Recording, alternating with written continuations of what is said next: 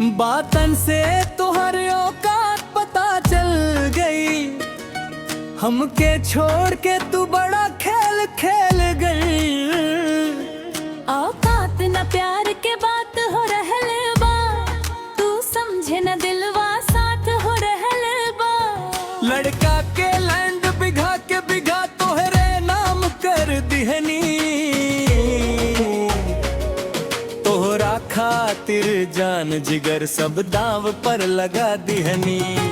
Land wand छोड़ दिल के बात बतावा, सच में चाहत खुल के एहसास जतावा।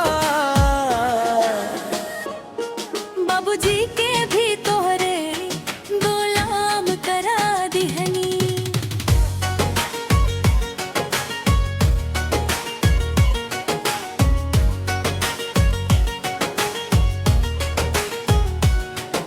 गुलाम ना चाही, साथ निभावे वाला चाही, सच वाला प्यार ना कि दिखावे वाला चाही। अब